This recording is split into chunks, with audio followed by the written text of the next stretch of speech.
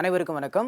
இந்த வீடியோவில் நாம் வேதி பிணைப்புகளை பற்றி பார்க்க போகிறோம். தொடர்ச்சியாக நாம் அந்த கெமிக்கல் பாண்டிங்ஸ்லேருந்து நிறைய பார்த்து கொண்டு வருகிறோம்.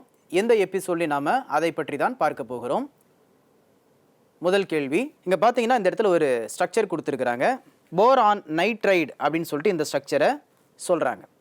இந்த இடத்துல போரான் நைட்ரைடு இப்படி தான் இருக்கும். அதாவது போரான் நைட்ரஜன் அப்படின்னு சொல்லி வரிசையாக இருக்கும். இப்போ நம்ம பார்த்தீங்கன்னா இந்த இடத்துல பிளாக் கலரில் இருக்கிற பால்ஸ்லாம் போரான் வச்சுக்கலாம். டிரான்ஸ்பரண்ட்டாக இருக்கிற பால்லாம் நைட்ரஜன். இப்போ நைட்ரஜன் போரான் இப்படி தான் வந்து ஹெக்ஸாகோனலி பேக்குடு. அப்படி அந்த ஹெக்ஸாகோனல் டைப்பில் வந்து ஒரு லேயராகவும் அடுத்த ஹெக்ஸாகோனல் டைப்பில் ஒரு லேயர் இப்படியா என்ன பண்ணிக்கிட்டே இருக்குன்னா தொடர்ந்து அந்த லேயர் போய்கிட்டே இருக்கும். இதுதான் வந்து போரான் நைட்ரைடு அப்படின்னு சொல்லிட்டு நமக்கு இந்த இடத்துல சொல்லியிருக்கிறாங்க. அப்படி இருந்துச்சுன்னு சொன்னால் இதில் எந்த ஆப்ஷன் நமக்கு சரியாக இருக்கும் அப்படின்னு சொல்லிட்டு பார்ப்போம்.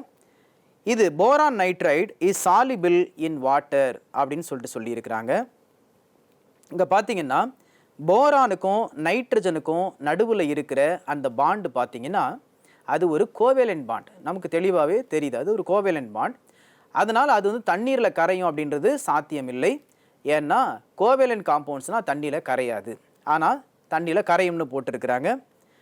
அதனால் இந்த கூற்றை நாம் கணக்கில் எடுத்துக்கொள்ள தேவையில்லை.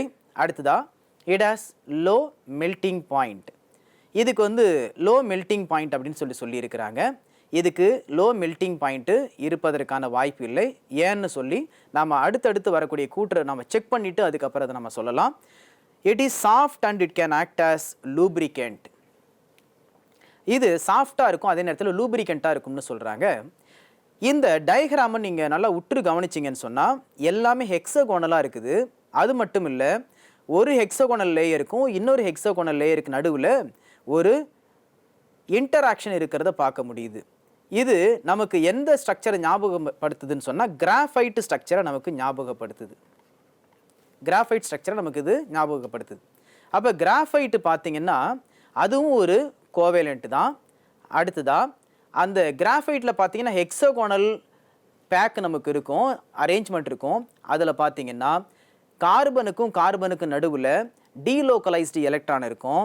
அதே மாதிரி பார்த்தீங்கன்னா இந்த இடத்துலையும் நமக்கு அந்த மாதிரியான ஒரு வாய்ப்பு இருக்குது. அப்போ டீலோக்கலைஸ்டு எலக்ட்ரான் இங்கே நமக்கு இருக்கிறதுக்கான வாய்ப்பு இருக்கிறது. அடுத்ததாக பார்த்தீங்கன்னா அதனால தான் இது வந்து லோ மெல்ட்டிங் பாயிண்ட்டுன்னு சொல்லும்பொழுது அதற்கான வாய்ப்பு குறைவு அப்படின்னு நம்ம சொல்கிறோம். ஏன்னு சொன்னால் கிராஃபைட்டு பார்த்தீங்கன்னா ஹை மெல்ட்டிங் பாயிண்ட். அப்போ இந்த ஸ்ட்ரக்சரும் போரான் நைட்ரேட்டுக்கான இந்த ஸ்ட்ரக்சரும் கிராஃபைட் ஸ்ட்ரக்சரும் ஒரே மாதிரியாக இருப்பதனால இதற்கு லோ மெல்ட்டிங் பாயிண்ட்டு சொல்லிட்டு இருக்க முடியாது. இதுக்கு ஹையர் மெல்ட்டிங் பாயிண்ட் தான் இருக்க முடியும். அதே மாதிரி எப்படி வந்து கிராஃபைட்டு வந்து ஒரு லூப்ரிகண்ட்டாக இருக்குதோ, எப்படி அது ஒரு சாஃப்டாக இருக்குதோ, அதே மாதிரி தான் போரான் நைட்ரைடும் சாஃப்டாகவும் லூப்ரிகண்ட்டாகவும் இருக்க முடியும். அடுத்ததா it does not conduct electricity in solid state but in molten ஸ்டேட்னு சொல்லியிருக்கிறாங்க. அப்படி கிடையாது. கிராஃபைட் என்ன செய்யும்?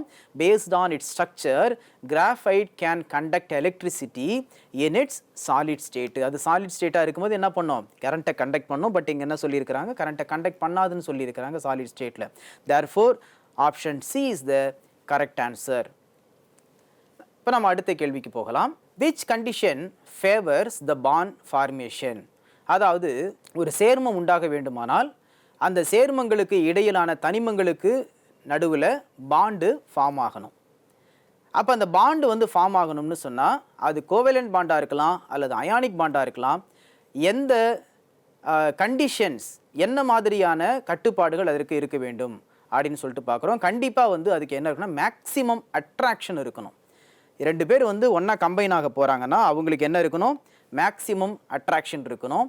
அடுத்ததாக அவர்களுக்கு நடுவில் எனர்ஜி வந்து எப்படி இருக்கணும்னா குறைவாக இருக்கணும். அப்போ மினிமம் பொட்டன்ஷியல் எனர்ஜி இருக்கணும், மேக்ஸிமம் அட்ராக்ஷன் இருக்கணும். அதுதான் வந்து நமக்கு சரியான ஒரு தேர்வாக இருக்க முடியும். அப்போ minimum potential energy and maximum attraction 2 பேருக்கு நடுவில் இருக்க வேண்டும். அடுத்த கேள்வி பார்த்தீங்கன்னு சொன்னால் சிக்மா பாண்ட் மற்றும் பை பாண்ட் இந்த 2 பாண்டுகளை என்ன பண்ண சொல்கிறாங்கன்னா இப்போ கம்பேர் பண்ண சொல்கிறாங்க. கம்பேர் பண்ணி நம்ம அதில் எது இன்கரெக்ட் ஸ்டேட்மெண்ட்டு அப்படின்றத இப்போ சூஸ் பண்ணணும். இப்போ சிக்மா பாண்டை பொறுத்த வரைக்கும் free rotation around sigma bond is possible. கண்டிப்பாக ஒரு கார்பனுக்கும் இன்னொரு கார்பனுக்கும் நடுவில் சிக்மா பாண்ட் இருந்துச்சுன்னு சொன்னால், சிக்மா பாண்ட் அப்படின்னு சொன்னால் சிங்கிள் பாண்டுனே நம்ம வச்சுக்கலாம். அப்போ சிங்கிள் பாண்டை நம்ம என்ன பண்ணலாம், ஃப்ரீயாக ரொட்டேட் பண்ண முடியும். சரிங்களா? ஆனால் அதுவே பை பாண்டை பொறுத்த வரைக்கும் அதை நம்ம ஈஸியாக ரொட்டேட் பண்ணிட முடியாது. ஏன் அப்படின்னு சொல்லிட்டு சொன்னால், அதில் இன்வால்வ் ஆகியிருக்கிற அந்த பை பாண்ட் ஃபார்மேஷனை இன்வால்வ் ஆகியிருக்கிற அந்த இது ஆர்பிட்டால்கள் எப்படிப்பட்டதுன்னா, லேட்ரல் ஓவர்லேப்பிங், அதாவது சைட் வைஸில் ஓவர்லேப் ஆகிற அந்த மாதிரியான பி ஆர்பிட்டால்கள். அப்போ அந்த சைட் வைஸாக ஓவர்லேப் ஆகியிருக்கிற அந்த ஆர்பிட்டால்களை வச்சு நம்ம என்ன செய்ய முடியாதுன்னா ஃப்ரீயாக ரொட்டேட் பண்ண முடியாது. அதற்கு அடுத்ததாக பார்த்தீங்கன்னு சொன்னால், hybridised or unhybridised orbitals form sigma bond. Correct தான். இப்போ பார்த்தீங்கன்னா எஸ் ஆர்பிட்டால் என்ன செய்யலாம், கண்டிப்பாக சிக்மா பாண்டு ஃபார்ம் பண்ணலாம். பி ஆர்பிட்டால் ஃபார்ம் பண்ணலாம். இப்போ ஒரு எஸ் ஆர்பிட்டாலும் ஒரு sp2 ஆர்பிட்டாலும் சிக்மா பாண்டை ஃபார்ம் பண்ணலாம் அப்படின்னா கண்டிப்பாக ஃபார்ம் பண்ண முடியும்.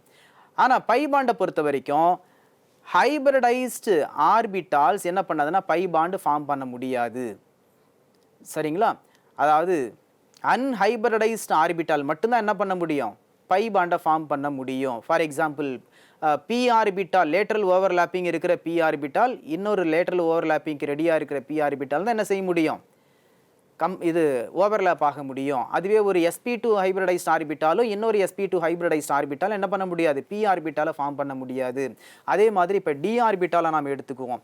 டி ஆர்பிட்டாலில் பொறுத்த வரைக்கும் அந்த ஆக்சியல் சிமெட்ரி இருக்கிற dx² - y² dz², இவங்கெல்லாம் என்ன செய்வாங்கன்னா சிக்மா பாண்டை ஃபார்ம் பண்ணலாம். அதுவே அந்த ஆக்சியல் சிமெட்ரி இல்லாமல் இருக்கிற அந்த பை சிமெட்ரி இருக்கிற இந்த T2g orbitals like dxy dyz dxz இந்த மாதிரியான ஆர்பிட்டால்கள்லாம், அதாவது அன்ஹைப்ரிடைஸ்ட் ஆர்பிட்டால்லாம் என்ன செய்ய முடியும், பை பாண்டை மட்டும்தான் ஃபார்ம் பண்ண முடியும். அடுத்ததாக பார்த்தீங்கன்னா சிக்மா பாண்டில் independent existence of sigma bond.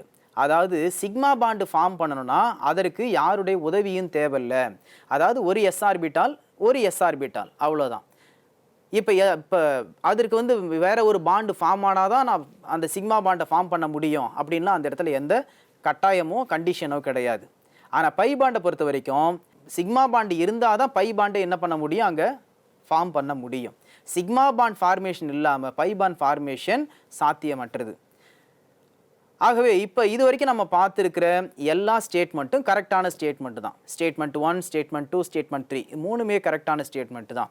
இப்போ நான்காவது ஸ்டேட்மெண்ட்டு எப்படிப்பட்டதுன்னு பார்த்துருவோம்.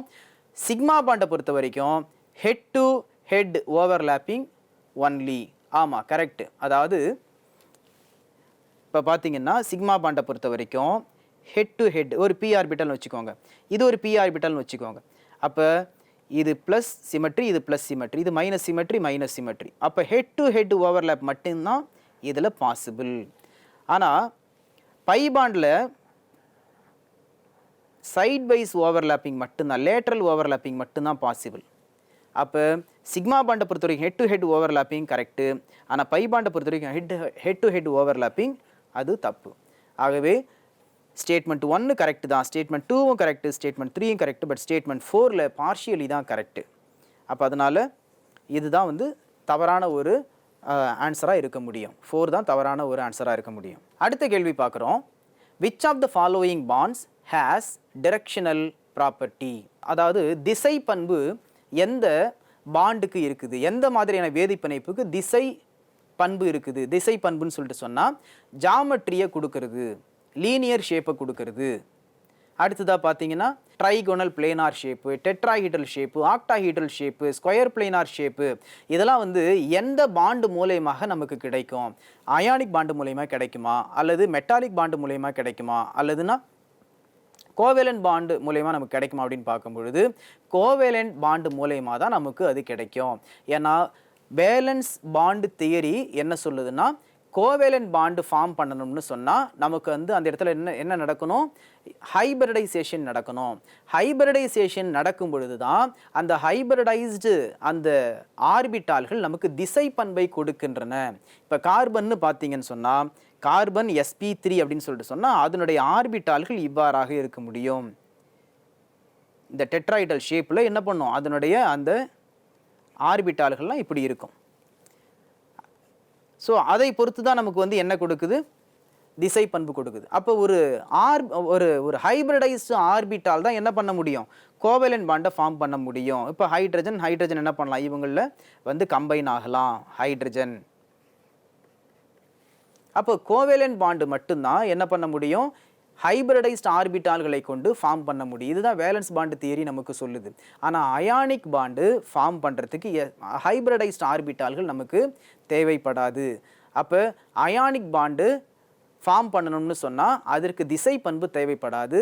ஆனால் அதுவே ஹைபிரிடைஸ்டு ஆர்பிட்டால்களை கொண்டு நமக்கு கிடைக்கின்ற எந்த ஒரு மூலக்கூறும் கண்டிப்பாக திசை பண்பு இல்லாமல் இருக்கவே இருக்காது. எனவே கோவேலன்ட் பாண்டு தான் இந்த இடத்துல நமக்கு சரியான ஒரு தேர்வாக இருக்க முடியும். அடுத்த கேள்வி பார்க்கிறோம். Identify the incorrect statement about covalent bonding. இப்போ நம்ம முன்பாக பார்த்த அதே மாதிரியான ஒரு கேள்வி தான். The bond formed may or may not be polar. அதாவது கண்டிப்பாக ஒரு கோவேலன்ட் பாண்டு ஃபார்ம் பண்ணணும்னு சொன்னால் என்னவா இருக்கலாம், அது நான் போலாராக இருக்கிறதுக்கு வாய்ப்பு இருக்குது, போலாராக இருக்கிறதுக்கு வாய்ப்பு இருக்குது. ஏன்னா இப்போ ஹைட்ரஜன் பார்க்குறோம், இது பார்த்தீங்கன்னா பியூர்லி கோவேலண்ட். அதுவே HCl பார்த்தீங்கன்னா பியூர்லி கோவேலண்ட் தான், ஆனால் இது வந்து போலார். ஆனால் ஹைட்ரஜன் பார்த்தீங்கன்னா நான் போலார். பட் ரெண்டுமே என்னென்னா கோவேலண்ட் மாலிக்யூல்ஸ், ரெண்டுமே கோவேலண்ட் மாலிக்யூல்ஸ். அடுத்ததா, the strength of bond depends upon the extent of overlapping. இது ஒரு முக்கியமான ஒரு விஷயம். அது என்னன்னா A and B இந்த இரண்டு எலமெண்ட்டும் ஒன்றா சேர்ந்து ஒரு மூலக்கூறை ஃபார்ம் பண்ணுதுன்னு சொன்னால் அதற்கு நடுவில் என்ன இருக்கும், கண்டிப்பாக கோவேலன்ட் பாண்ட் இருக்கும். ஆனால் அந்த கோவேலன்ட் பாண்ட் ஃபார்ம் ஆகும் பொழுது அது ரெண்டுத்தினுடைய ஓவர்லேப்பிங் இருக்குது பாருங்கள், அது ரொம்ப ரொம்ப முக்கியமான விஷயம். எந்த அளவுக்கு நல்ல ஓவர்லேப் ஆகுதோ அந்த அளவுக்கு நல்ல ஸ்ட்ராங் கோவேலன்ட் பாண்டு நமக்கு கிடைக்கும். ஓவர்லேப்பிங் சரியாக இல்லாத போது அந்த பாண்டு வந்து நமக்கு அவ்வளோ எஃபிஷியண்ட்டாக இருக்காது. ஃபார் எக்ஸாம்பிள் இப்போ பார்த்தீங்கன்னா கார்பன் ஃப்ளூரின் கூட ஒரு பாண்டை ஃபார்ம் பண்ணும். ஆனால் அதே கார்பன் அயோடின் கூட ஒரு பாண்டை ஃபார்ம் பண்ணணும்னு சொன்னால் கார்பன் ஃப்ளூரின் பாண்டு எப்படி இருக்கும், நல்லா மோர் கோவேலண்ட்டாக இருக்கும், அதாவது ஸ்ட்ராங்காக இருக்கும். ஆனால் கார்பன் அயோடினுக்கு நடுவில் பார்த்தீங்கன்னா பாண்டு பார்த்தீங்கன்னா மோர் கோவேலண்ட் தான், ஆனால் அந்த பாண்டினுடைய நேச்சர் பார்த்தீங்கன்னா வீக்காக இருக்கும். ஏன்னு சொன்னால் because of the overlapping deficiency. Overlapping சரியாக இல்லை. ஏன் ஓவர்லேப்பிங் சரியாக இல்லைன்னு சொன்னால் கார்பனுக்கும் ஃப்ளூரினுக்கும் நீங்கள் அவங்களுடைய பிரின்சிபல் குவாண்டம் நம்பரை செக் பண்ணி பார்த்தீங்கன்னா கார்பன் பார்த்தீங்கன்னா அதனுடைய பிரின்சிபல் குவாண்டம் நம்பர் 2, அதே மாதிரி ஃப்ளூரினும் பிரின்சிபல் குவாண்டம் நம்பர் 2. பட் நீங்கள் கார்பன் அயோடின் அதில் பார்த்தீங்கன்னா கார்பனுடைய பிரின்சிபல் குவாண்டம் நம்பர் 2, ஆனால் அயோடினுடைய குவாண்டம் நம்பர் ரொம்ப பெருசு. அப்போ அதை பார்த்தீங்கன்னா சரியான ஒரு எனர்ஜியில் ரெண்டு ஆர்பிட்டால்களுமே இல்லை. கார்பனாக இருக்கட்டும் அல்லது அயோடினாக இருக்கட்டும், இவங்களுடைய அந்த எனர்ஜியானது சரியான ஒரு விகிதத்தில் இல்லாததுனால அவங்களால சரியாக என்ன பண்ண முடியாது, எஃபிஷியண்ட்டாக ஓவர்லேப் பண்ண முடியும். எஃபிஷியண்ட்டாக ஓவர்லேப் பண்ண முடியலன்னு சொல்லும்போது அவங்களுக்கு நடுவில் இருக்கிற அந்த பாண்டு பார்த்தீங்கன்னா வீக்காக தான் இருக்கும். ஸோ இந்த பாயிண்ட்டும் சரியான ஒரு பாயிண்ட்டு தான். அடுத்ததா, பாண்டு இஸ் நான் டிரெக்ஷனல். இது தப்பு. ஏன்னு சொன்னால் பாண்டு வந்து கோவேலன்ட் பாண்டு ஃபார்ம் பண்ணுற எந்த ஒரு மாலிக்யூலும் எப்படி இருக்கும், திசை பண்பு உடையதாகத்தான் இருக்கும். Therefore bond is directional. அப்போ நான் டிரெக்ஷனல்னு சொல்கிறது தப்பு. அடுத்தது, கோவேலன்ட் பாண்டிங்கை பொறுத்த வரைக்கும் நம்ம எல்லாருக்கும் தெரிஞ்சுதான் mutual sharing is very important criteria. அப்போ அதனால் சி அப்படின்ற ஆப்ஷன் தான் தவறான ஒரு ஆப்ஷனாக இருக்க முடியும். அடுத்ததாக பார்த்தீங்கன்னா HCl, HF, HBr, HI இந்த 4 மூலக்கூறுகளை எடுத்துக்கிறோம். இந்த 4 மூலக்கூறுகளில் எது வந்து அசிடிக்காக இருக்க வாய்ப்பு இருக்குது, அதாவது எது வந்து மோர் அசிடிக்காக இருக்குது. ஏன்னா எல்லாமே அசிடிக்காக தான் இருக்கும், ஆனால் அதில் மோர் அசிடிக்காக வந்து எது இருக்கும் அப்படின்னு சொல்லிட்டு பார்க்க போகிறோம். அப்போ அதற்கு முன்பாக நம்ம இதுக்கு முன்னாடி ப்ரீவியஸ் நம்ம கொஷின் பார்த்தோம் பாருங்கள், அதில் ஒரு விஷயத்தை நான் இங்கே ஷேர் பண்ணியிருந்தேன். என்னென்னா கார்பன் ஃப்ளூரின், அடுத்ததாக கார்பன் அயோடின், அவைகளுடைய அந்த ஓவர்லாப்பிங்கை பற்றி பேசியிருந்தேன். அந்த ஓவர்லாப்பிங் பற்றி பேசியிருக்கும் பொழுது அதில் நம்ம என்ன ஒரு பாயிண்ட்டை சொன்னோம், அந்த பிரின்சிபல் குவாண்டம் நம்பர், அதாவது குவாண்டம் நம்பர்னா என்னது, எனர்ஜி சம்மந்தப்பட்டது. சரிங்களா? எனர்ஜி எண்கள் தான் அந்த குவாண்டம் எண்கள்னு சொல்கிறது. அப்போ அந்த குளோரின் கார்பன் பார்க்கும் பொழுது நமக்கு என்ன இருக்குது, குவாண்டம் எண் மிகவும் சிறிய குவாண்டம் எண் 2 என்ற குவாண்டம் எண் தான். 2 அப்படின்ற ஒரு எனர்ஜி தான். ஆனால் அயோடின் பார்த்தீங்கன்னா அதை விட ரொம்ப அதிகமாக இருக்கிற ஒரு குவாண்டம் எண்ணை உடையதாக இருக்கிறது. அப்போ இதே விஷயத்தை தான் நம்ம இந்த இடத்துல டிஸ்கஸ் பண்ண போகிறோம். இப்போ பாருங்கள், ஹைட்ரஜன் ஃப்ளூரைடு அதை எழுதிக்கிறோம். அடுத்ததான் hydrogen chloride, hydrogen bromide, hydrogen iodide. இப்போ ஹைட்ரஜன் பார்த்தீங்கன்னா எல்லாத்துக்குமே எனர்ஜி பார்த்தீங்கன்னா 1s தான். 1s orbital, 1s orbital. ஆனால் ஃப்ளூரின் பார்த்தீங்கன்னா 2p.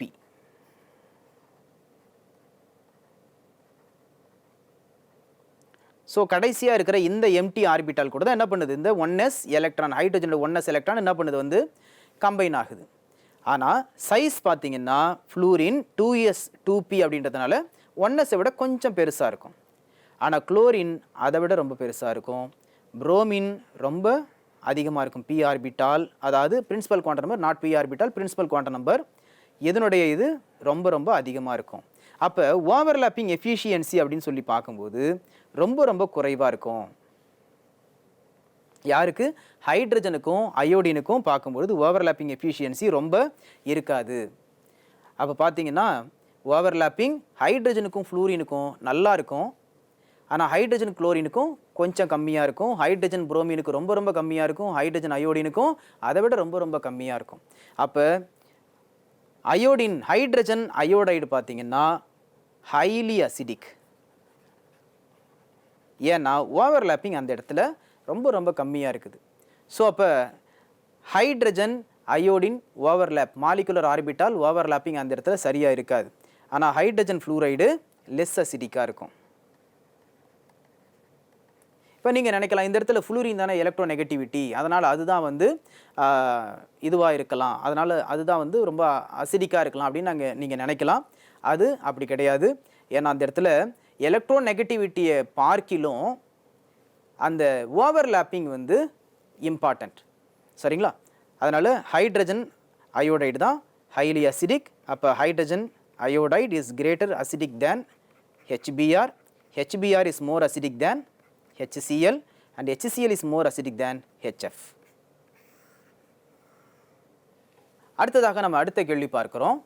Predict the hybridization of the following molecules: NH4+, SF4, SO4 2-, NO3-.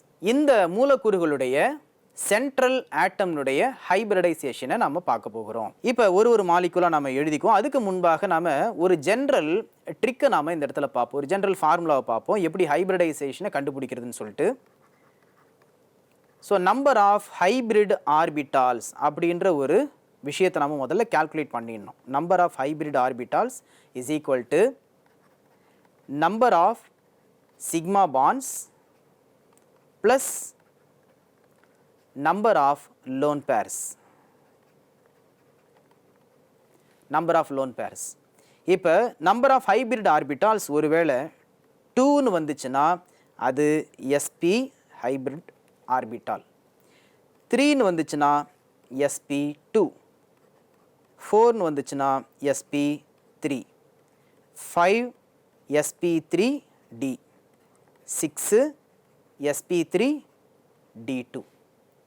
7 வந்துச்சுன்னா sp3d3. ஸோ இதை நீங்கள் நல்லா மைண்டில் வச்சுக்கணும். அடுத்ததாக பார்த்தீங்கன்னா NH4+. இதில் நைட்ரஜன் பார்த்தீங்கன்னா ஓரளவு நம்மளால் என்ன பண்ண முடியும், நைட்ரஜனுடைய அந்த ஸ்ட்ரக்சரை கெஸ் பண்ண முடியும். ஓகே, இப்போ நைட்ரஜன் பார்த்தீங்கன்னா அதில் இருக்கிற சிக்மா பாண்டு 4. லோன் பேர் அம்மோனியாவாக இருக்கும்போது இருந்திருக்கும், ஆனால் இப்போ கிடையாது. அதனால் 4 தான். 4ன்னு சொன்னால் என்னது, sp3. அப்போ நைட்ரஜன் பார்த்தீங்கன்னா sp3 ஹைப்ரிடைஸ்டு ஆர்பிட்டாலை கொண்டிருக்கிறது. எதில், அம்மோனியம் அயானில். அடுத்ததாக SF4. SF4னுடைய ஸ்ட்ரக்சரை நம்மளால் ஓரளவு கெஸ் பண்ண முடியும். அப்போ பார்க்கும் பொழுது சல்ஃபரில் பார்த்தீங்கன்னா ஒரு லோன் பேர் அப்படியே இருக்கும். Fluorine fluorine fluorine. ஸோ இது எப்படி இருக்கும் அப்படின்னா பாருங்கள், 4 கோவேலன்ட் பாண்ட்ஸ் இருக்குது, அதாவது 4 சிக்மா பாண்ட்ஸ் இருக்குது. அடுத்ததாக லோன் பேர் ஒன்று இருக்குது. அப்போ 4 + 1 5.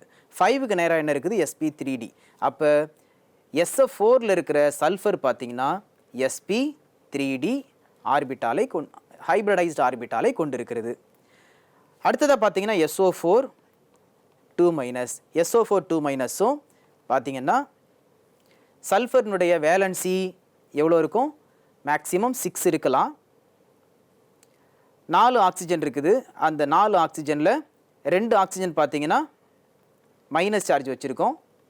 மீதி 2 ஆக்சிஜன் எப்படி இருக்குது? கம்ப்ளீட்டாக டபுள் பாண்டை வச்சுருக்குது.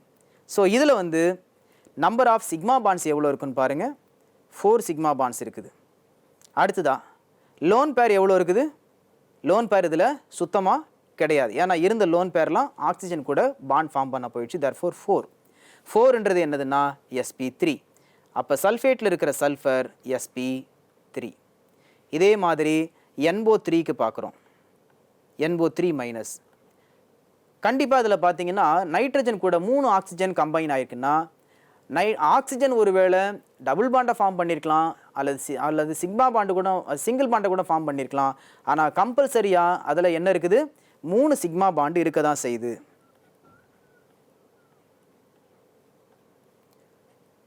ஸோ இதில் பார்த்தீங்கன்னு சொன்னால் நைட்ரஜன் 3 பாண்ட்ஸ் இருக்கும், 3 சிக்மா பாண்ட்ஸு. லோன் பேர் அது எப்போவோ என்ன இருக்கும்? டபுள் பாண்ட் ஃபார்ம் ஆகும்போது ஒரு ஆக்சிஜன் கூட டபுள் பாண்ட் ஃபார்ம் ஆகும்போது என்ன பண்ணியிருக்கலாம்? லோன் பேர் இல்லாமல் போயிருக்கலாம். therefore 3 தான் நமக்கு கிடைக்கிற ஆன்சர். 3 அப்படின்றது என்னது? sp2. அப்போ நைட்ரேட்டில் இருக்கிற NO3- இருக்கிற நைட்ரஜனுக்கு sp2 தான் hybridisation.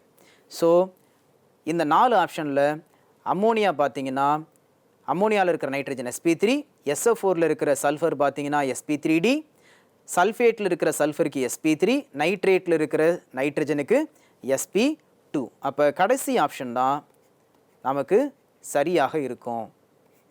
So option D is the correct answer. இப்போ நம்ம அடுத்த கேள்விக்கு போகலாம்.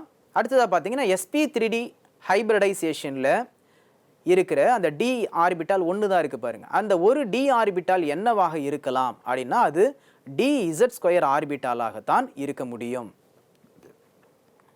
ஏன்னு சொன்னால் sp3d அப்படின்னு சொல்லிட்டாலே அது வந்து என்னென்னா அந்த பிளேனார் பிரமிடல் அந்த ஷேப்புக்கு அது வந்துடும். அப்படி இருக்கும்போது அந்த d ஆர்பிட்டால் என்னவா இருக்கலாம்னா z ஆர்பிட்டாலில் இருக்கிற அந்த பொசிஷனாக இருக்க முடியும். therefore dz² is the correct answer. அடுத்ததாக பார்த்தீங்கன்னா வாட்டர் இருக்குது, ஹைட்ரஜன் சல்ஃபைடு இருக்குது.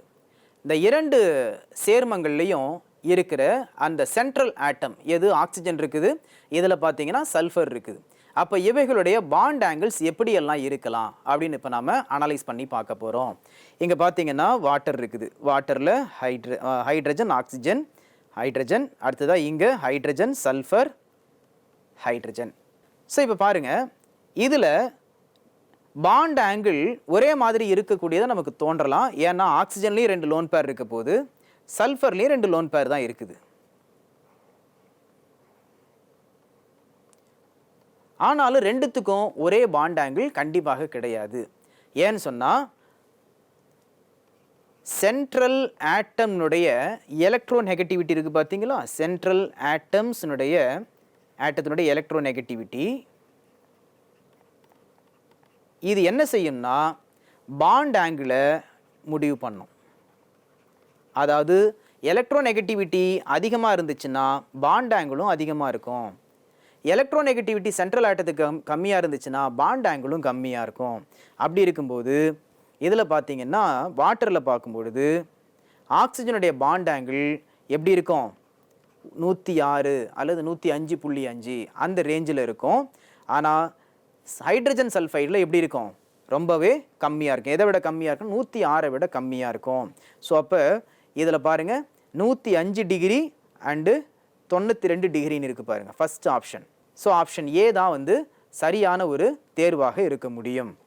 அடுத்த கேள்வி பார்த்தீங்கன்னு சொன்னால் Cl2O and F2O, ClOCl and FOF, இதில் பார்த்தீங்கன்னா பாண்ட் ஆங்கிள், இவங்களுடைய பாண்ட் ஆங்கிள் எப்படி இருக்கும் அப்படின்னு சொன்னால் இங்கே பாருங்களேன். இப்போ லாஸ்ட் ப்ராப்ளத்தை நம்ம பார்த்தோம், கடைசி ப்ராப்ளத்தில் நம்ம பார்த்தோம்.